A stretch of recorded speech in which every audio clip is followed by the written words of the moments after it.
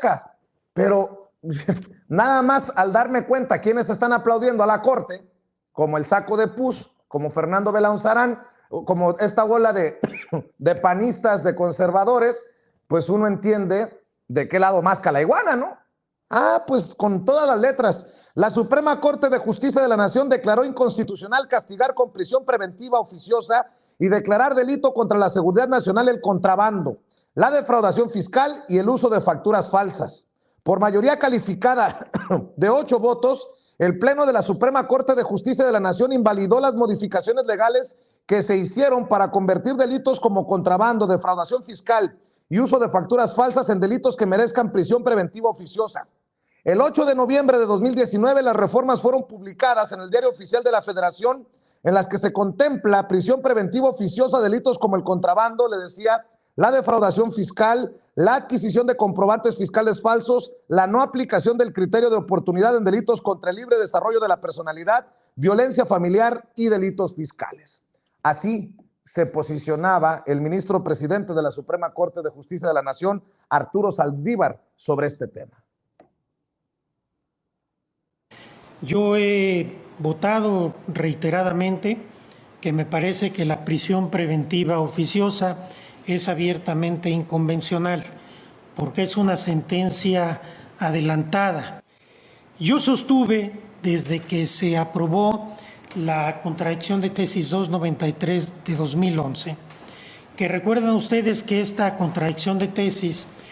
que generó un consenso de 10 integrantes del Pleno, de quienes en ese momento estábamos en este Tribunal Constitucional,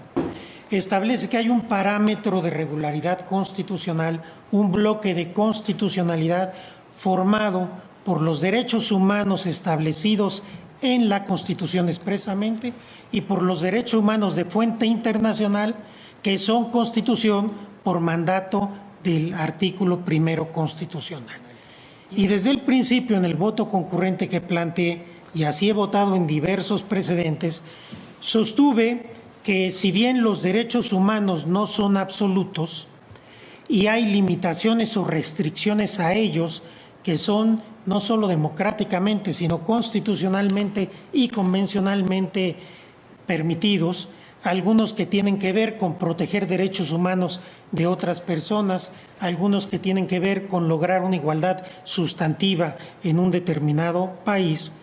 Estas restricciones no pueden llegar al nivel de diluir, de desvanecer el núcleo esencial de un derecho. Cuando analizamos el tema del arraigo en este Tribunal Constitucional, yo sostuve precisamente esto y voté por la inconvencionalidad del arraigo, no porque la Constitución sea inconvencional, sino porque este marco de derechos humanos también son Constitución, de tal suerte que desde mi punto de vista, una interpretación armónica de conformidad con el principio pro persone, de preferencia de norma, tengo que privilegiar aquella norma que es pro persone, porque el artículo primero dice que todos los casos de derechos humanos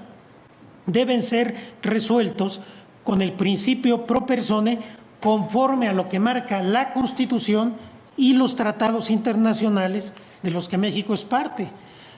De acuerdo con este principio, yo tengo que interpretar, y así he votado en muchos asuntos, toda la Constitución a la luz del artículo primero. Toda la Constitución se tiene que reinterpretar a la luz del artículo primero. Y hoy tenemos un parámetro de regularidad constitucional que no puede ser desconocido. Y cuando es desconocido, reitero, no hay un tema de inaplicación de la Constitución. Yo creo que esto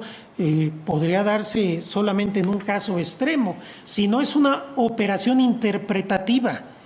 Tengo dos normas que forman parte de la Constitución, ¿cuál de las dos voy a privilegiar? Y en este caso, a mí me parece que debemos privilegiar la norma convencional y la excepcionalidad de la prisión preventiva oficiosa, que reitero, tiene que ser, una vez más lo digo, excepcional, solamente cuando hay peligro de fuga y cuando existe el riesgo de que pueda destruirse pruebas. Y en esto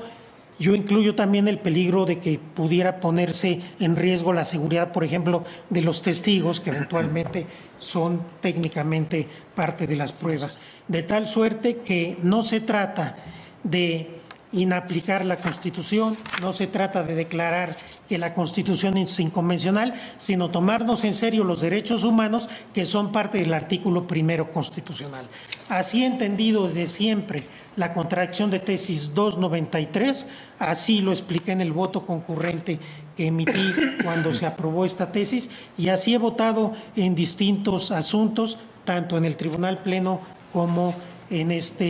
la primera sala, de tal suerte que por elemental congruencia con mis votos anteriores me veo obligado a votar en contra del proyecto, no porque me parezca que está haciendo un mal uso el legislativo en cuanto al tema de seguridad nacional, sino me parece que no puede ampliarse de esta manera la prisión preventiva oficiosa. Este lunes, los ministros de la Corte discutieron las acciones de inconstitucionalidad, como usted escuchaba, el ministro presidente de la Suprema Corte de Justicia de la Nación, que promovieron senadores de oposición y la Comisión Nacional de Derechos Humanos en contra de diversas disposiciones de la Ley de Seguridad Nacional, el Código Nacional de Procedimientos Penales y Fiscal de la Federación. Así pues, la Suprema Corte declara inconstitucional castigar con prisión preventiva la defraudación fiscal y el uso de facturas falsas. Voy con el maestro Zenén Ceferino.